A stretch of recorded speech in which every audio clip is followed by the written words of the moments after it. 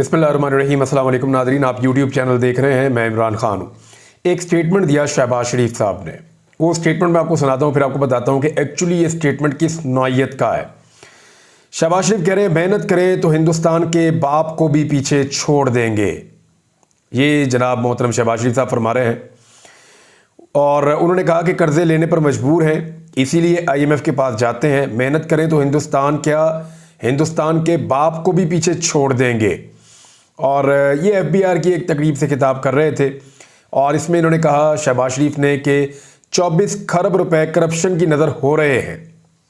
24 खरब रुपए करप्शन की नज़र हो रहे हैं, ये शहबाज शरीफ कह रहे हैं। ख़जाने में सिर्फ जो है वो 9 अरब आ रहे हैं। करप्शन की वजह से हम कर्ज की ज़िंदगी बसर करने पर मजबूर हैं। फिर शहबाज शरीफ साहब ने बहुत बड़े बड़े जो हैं वो जुमले बोले हैं। अब मैं ज़रा कुछ फैक्ट्स आपके सामने रख देता हूँ, लेकिन उससे पहले आपने कभी सुना है किसी को पुरानी फिल्मों के अंदर या नई फिल्मों के अंदर मैं तुम्हारे लिए आसमान से तारे तोड़ लाऊंगा? आज तक लाया कोई तोड़ के? वो जिसके साथ वादा किया जा रहा होता ना, उसको भी पता होता है तारे तूरे कोई नहीं तोड़ के ला सकता, गाड़ी सुना रहा है, ऐसे होता नहीं है। लेकिन वहाँ पे भी कुछ ना कुछ सच निकल आता है। ये सियासतदान तो हर लेवल के झूठे साबित हो गए हैं। इन्होंने हमेशा आवाम को धोखा दिया है। ज़मीनी हकायक क्या है, ज़रा ये मैं आपके सामने रखता हूँ कि इंडिया, पाकिस्तान, बांग्लादेश आज कहाँ खड़े।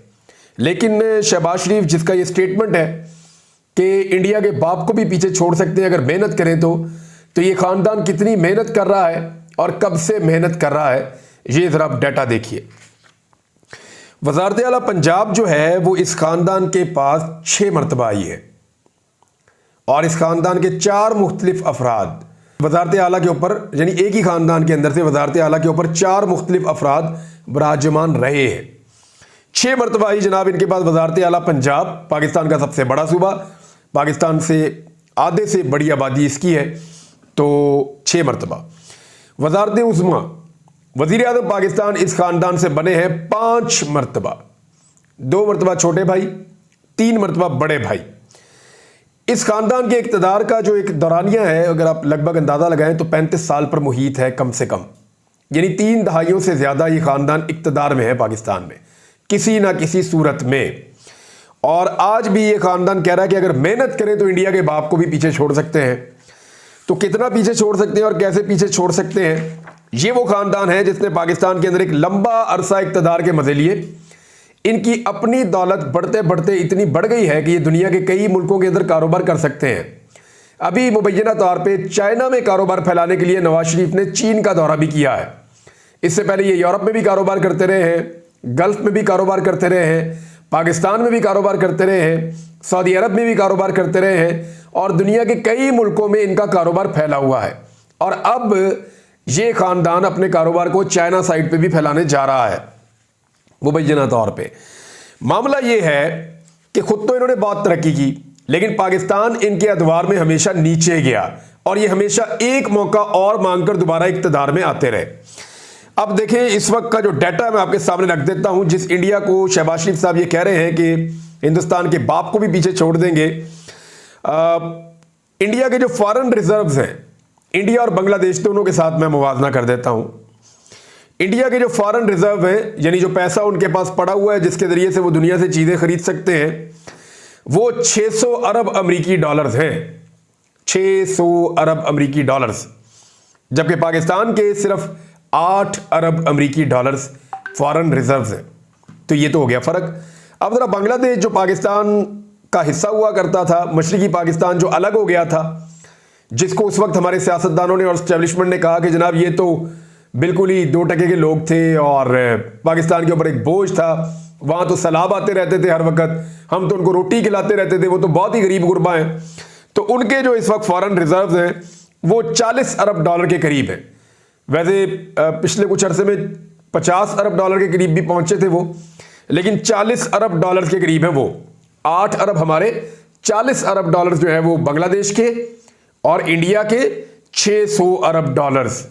अब आ रहे GDP कि एक मुल्क टोटल क्या कुछ पैदा करता है, कितनी इनकम है जो वो मुल्क जनरेट करता है, यानी सर्विसेज भी हो गई, चीज़ें जो पैदा करता है, पैदावार कितनी है उस मुल्क की टोटल। तो इंडिया का जो GDP है वो 417 अरब डॉलर्स है। 3,417 अरब डॉलर इंडिया, बांग्लादेश 460 अरब डॉलर और पाकिस्तान सिर्फ 374.7 अरब डॉलर। इतना बड़ा फर्क है इंडिया के साथ पाकिस्तान का। एक्सपोर्ट्स में आ जाए जी, इंडिया जो एक्सपोर्ट्स कर रहा है दुनिया के साथ, जो चीज़ें बाहर दुनिया को भेज रहा है बनाकर, इंडिया कमा रहा है उससे 765.6 अरब अमरीकी डॉलर्स, 765.6। पाकिस्तान सिर्फ 28 अरब डॉलर, अभी जो डाटा है 2023 का। और बांग्लादेश 43.55 अरब अमरीकी डॉलर्स। तो बांग्लादेश इसमें भी पाकिस्तान से आगे, हालांकि बांग्लादेश पुराना एक्सपोर्टर नहीं है, वो इस मैदान में नए आए हैं, लेकिन फिर भी वो पाकिस्तान से आगे निकल गए हैं। फी कस आमदन, यानी एक इंडियन जो है, इंडिया की तादाद आपको पता है, उनके लोगों की 1.25 अरब से ज्यादा की उनकी आबादी है, बहुत बड़ी आबादी है। पाकिस्तान से लगभग 5-6 गुना उनकी आबादी है। तो उनका एक आदमी एवरेज जो पैसा कमाता है वो 2,612 अमरीकी डॉलर कमाता है। ये उसकी सालाना इनकम है, 2,612 अमरीकी डॉलर्स। और जो वो कमाता है बांग्लादेशी, हर आदमी जितनी इनकम कमाता है वो है जी 2,528 अमरीकी डॉलर्स। और पाकिस्तानी एक जो है वो एवरेज 1,471 अमरीकी डॉलर्स कमाता है। लगभग आप समझ लें कि आधे के करीब है जो पाकिस्तानी कमा रहे हैं इंडियंस और बांग्लादेशी के मुकाबलों में। ये जी पाकिस्तान का, और शहबाज शरीफ साहब बढ़ के मार रहे हैं। शहबाज शरीफ साहब का अपना पर कैपिटा इनकम जो है फैमिली का, वो तो बहुत बढ़ गया है, लेकिन इन लोगों ने पाकिस्तान के लिए कुछ नहीं किया। अब अगर आप ये डाटा देख लें कि इन्होंने पाकिस्तान के साथ किया क्या है इस फैमिली ने, यानी इन्होंने हमेशा देखा दूसरे का मुंह लाल है ना, तो चपेड़े मार मार के अपना मुंह लाल किया। मैं आपको मिसाल दे देता हूं, यानी वो मंसूबे जो तरक्की याफ्ता ममालिक ने बनाए, ये उन मंसूबों को कमीशनों के चक्कर में मुबैना तौर पे पाकिस्तान के अंदर लाए और उन्होंने यहां पे लाके इंट्रोड्यूस किए। जिन मुल्कों के पास अरबों खरबों डॉलर्स पड़े हुए थे, वो मुल्क तो ऐसे मंसूबे बना सकते हैं जिनकी अवाम अमीर है, और वो उन मुल्कों से, इन मंसूबों से पैसे भी बना लेते हैं, या उनको इतनी ज्यादा सयाहत आ जाती है कि वो उससे ज्यादा पैसे बना लेते हैं। लेकिन इन्होंने ऑरेंज ट्रेन, मेट्रोज, महंगे बिजली के मंसूबे, यानी इस किस्म की चीजें इन्होंने पाकिस्तान में मुतारिफ करवाई, जो पैसा कमाने की बजाय हर महीने उनके अंदर पाकिस्तानी कौम अपने खून पैसे की कमाई उन मंसूबों के अंदर लगातार डालती चली जा रही है, और पाकिस्तान को अभी उन मंसूबों का कर्जा भी उतारना है। इनका जो अंदाजे हुक्मरानी है वो भी बड़ा महंगा है। मैं बताता हूं कैसे। अंदाजे हुक्मरानी ये है कि जब भी दौरे पे जाना है बेशुमार लोगों को साथ लेकर जाना है, जब भी दौरे पर जाना है दर्जनों लोग साथ जाएंगे। इक्तदार में जब भी आए लोगों को नवाज दिया। अभी शहबाज शरीफ ने आने के बाद 4 बोनस दे दिए वज़ीर आज़म हाउस के स्टाफ को, अरबों रुपया खर्च कर दिया बगैर किसी से पूछे। IMF ने भी उसके ऊपर कहा कि यह तो तरीका नहीं होना चाहिए एक ऐसे मुल्क का जो कर्जे ले रहा है। और हालात ये हैं कि जब, यानी आप लिटमस टेस्ट ले लेना कि शहबाज शरीफ पाकिस्तान को आगे लेकर जाएगा, उम्मीद करनी चाहिए, हमें इंडिया से आगे निकलना चाहिए। लेकिन क्या शहबाज शरीफ आगे निकाल सकते हैं? इसके लिए आपको देखना होगा कि शहबाज शरीफ की कारकर्दगी है क्या। 16 महीने इन्होंने एक चलती हुई हुकूमत के बाद जब इक़्तिदार संभाला, तो 16 महीने में इन्होंने पाकिस्तान की मईशत का बेड़ा गर्क कर दिया। जो मुल्क लगभग 5.5 से 6% की शरह से तरक्की कर रहा था, उसके अंदर जो ग्रोथ रेट है वो 5.5% से लेकर 6% के बीच, 5.25% के आसपास या इससे ज्यादा भी ग्रोथ रेट था इमरान खान के दौरे हुकूमत में।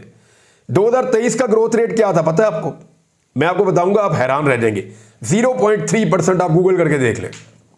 तो 0.3% यानी 1%, आधा फीसद से भी कम इन्होंने पाकिस्तान का ग्रोथ रेट कर दिया। ये तो इन्होंने पाकिस्तान को तरक्की दिलाई। पाकिस्तान के जो रिजर्व थे वो 16 अरब डॉलर के लगभग थे इमरान खान साहब के दौरे हुकूमत में। एंड में आकर वो कुछ गिरे, और शहबाज शरीफ साहब के दौरे हुकूमत में आज IMF से पैसे लेने के बावजूद बमुश्किल जो पाकिस्तान के रिजर्व हैं वो 8 अरब डॉलर से कुछ ऊपर है, यानी वहां तक ये आज भी नहीं पहुंच सके। और हर चीज पाकिस्तान में दुगनी तिगनी महंगी कर दी है, लेकिन फिर भी ये मईशत को नहीं संभाल पाए।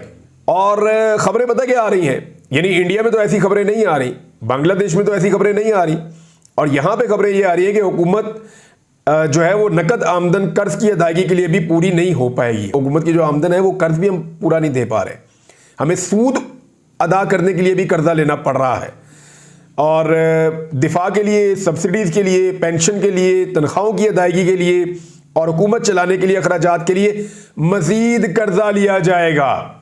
ये है जनाब मेहताब हैदर साहब की खबर कि 9 माह में मुल्क का मजमूई बजट खसारा 40 खरब रुपए तक पहुंच चुका है। और शहबाज शरीफ साहब की आप बातें सुने, आसमान से चांद तारे तोड़ लाऊंगा, वही वाली मिसाल इनके ऊपर सादिक आती है। अभी IMF की नई तजावीज़ पर बिजली और गैस मजीद महंगी करने और पेंशनर्स पर टैक्स लगाने पर गौर शुरू कर दिया है हुकूमत ने। यानी IMF का 15 मई को आने वाला वफद पाकिस्तान के लिए 6 से 8 अरब डॉलर के नए बेल आउट पैकेज के अहम निकात तय करेगा।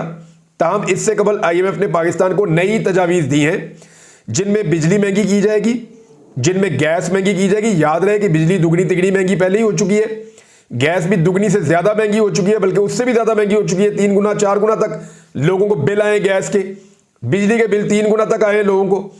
अच्छा, उसके बाद इनको मजीद महंगा किया जाएगा, जबकि जो पेंशनर्स हैं, जो पेंशन के ऊपर अपना घर चलाते हैं, उनके ऊपर भी टैक्स लगाने और कई सरकारी इदारों को फरोख्त करने की तजावीज़ जो IMF ने दी है, अब उनके ऊपर काम शुरू होगा। अब इसके ऊपर पाकिस्तान पीपल्स पार्टी ने भी तहफ़्फ़ुज़ात का इजहार कर दिया है और करना भी होगा उन्हें। देखिए, पीपल्स पार्टी के ऊपर बहुत दबाव है कि वो हुकूमत के अंदर शामिल हो जाए, और अब वो हुकूमत के अंदर शामिल होने जा रहे हैं, क्योंकि वो नहीं चाहते कि हुकूमत छोड़ के PMLN भाग जाए।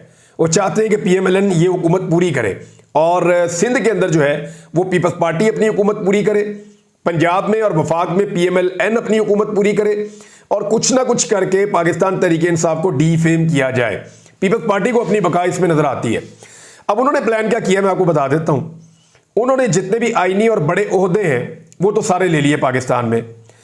अब उनको कोई बड़े बड़े ओहदे, वजारतें तो उनको चाहिए नहीं, क्योंकि PMLN ने आम तरीन वजारतें, वजारत दिफा उनके पास है, वजारत खजाना उनके पास है, और उनके पास नहीं है बल्कि उन्हीं के पास है। वजारत दाखिला उनके पास है, उनके पास नहीं है बल्कि उन्हीं के पास है। इसके बाद जी वजारत खारजा भी उन्हीं के पास है। तो अहम तरीन वजारतें जो है वो सारी काबू पहले कर ली हैं, बाकी MQM ने काबू कर ली हैं। तो अब पाकिस्तान पीपल्स पार्टी सिर्फ टोकन टाइप के वजीर बीच में इंक्लूड करेंगे, यानी 1-2 वजीर जो है वो सिंध से आ जाएंगे, 1-2 जो है पंजाब से आ जाएंगे, 1-2 KP बलूचिस्तान से इधर उधर से आ जाएंगे। तो कुछ ना कुछ करके सिर्फ एक पीपल्स पार्टी टोकन शमूलियत कर रही है कैबिनेट के अंदर, क्योंकि वो इस गंद को नहीं उठाना चाहते जो शहबाज शरीफ साहब फैला रहे हैं, और जो PMLN ने कर छोड़ा है वो उसका हिस्सा नहीं बनना चाहते। उन्हें पता है कि लोग इनसे नफरत करेंगे और सारा मलबा इनके ऊपर गिरेगा, और पीपल्स पार्टी ये चाह रही है कि वो हुकूमत चले भी और हुकूमत को भागने भी ना दे, और हुकूमत का हिस्सा इस तरीके से बने कि हुकूमत की खराबियों का मलबा पीपल्स पार्टी के ऊपर ना पड़े। लेकिन याद रखिएगा कि पीपल्स पार्टी इसके लिए बराबर की जिम्मेदार है। उन्होंने भी मैंडेट चोरी किया, PMLN ने भी मैंडेट चोरी किया, और MQM ने भी मैंडेट चोरी किया है। फजलुर रहमान साहब ने, अब ये मैंडेट चोरी की बात आ गई तो मैं आपको बता देता हूं, उन्होंने एक बड़ा मुतालबा किया है। फजलुर रहमान साहब का कहना है कि जनाब इलेक्शन ही दोबारा कराएं। उन्होंने कहा हम इलेक्शन नताइज मुस्तरद करते हैं। फजलुर रहमान का दोबारा इंतखाबात करवाने का मुतालबा, उन्होंने कहा कि ये नताइज ठीक नहीं है और अवाम अब मैदान में आ चुकी है। मामला ये है कि ये इंतखाबात ठीक नहीं हुए, इनके अंदर जो है वो बहुत ज़्यादा धांधली हुई है, मैंडेट जो है वो चोरी किया गया है, लिहाजा इंतखाबात ही अब दोबारा करवाए जाएं, इसके अलावा उनको कोई और रास्ता अब नजर नहीं आ रहा। तो फजलुर रहमान साहब का ये स्टेटमेंट आ गया आपके सामने। नाज़रीन, ये जो गंदुम वाला स्कैंडल है ना, ये हुकूमत के गले की हड्डी बन गया है। निगरान हुकूमत और उनके जो मेहरबान है वो ये चाह रहे हैं कि ये मामला शहबाज शरीफ और शहबाज शरीफ की कैबिनेट पे और PMLN पे पड़ जाए, लेकिन जो PMLN है वो ये चाह रही है कि ये सारा मामला जो है वो निगरानों के ऊपर पड़ जाए। अब ये दोनों एक दूसरे के ऊपर डाल रहे हैं, ये तो एक दूसरे के साथ खेल रहे हैं, लेकिन पाकिस्तान का एक आम किसान पिस गया है।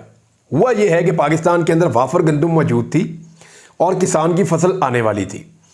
किसान की फसल आने के बाद हुकूमतों ने एक सरकारी रेट के ऊपर किसानों की गंदुम खरीदनी थी और उसको सरकारी स्टॉक के अंदर रखना था, और फिर जो बाकी गंदुम बचती किसान मार्केट में निकाल देते या अपने इस्तेमाल के लिए भी वो रख लेते हैं। तो इस तरीके से एक साइकिल किसान का चल जाता है। हुकूमत ने क्या किया, कमीशन के चक्कर में मुबैना तौर पे बहुत बड़े पैमाने पर गंदुम इंपोर्ट करने की इजाज़त दे दी। ये जो गंदुम इंपोर्ट करने की इजाज़त दी और उसके बाद लगातार इंपोर्ट होती चली गई, तो हुआ यह कि पाकिस्तान के पास इतनी ज्यादा गंदम हो गई कि अब किसानों से गंदम खरीदी नहीं जा सकती। किसानों से जब हुकूमत गंदम नहीं खरीदी तो किसान बेचने के लिए मार्केट में जा रहा है। अब मार्केट के अंदर जो है वो जो मिडल मैन है वो किसान को चूना लगा रहे हैं और किसान को कोई भी गंदम का रेट देने के लिए तैयार नहीं है, क्योंकि एक चीज इतनी बड़ी मिकदार में मार्केट में मौजूद है, इस मुल्क में मौजूद है, तो उसको कोई क्यों खरीदेगा।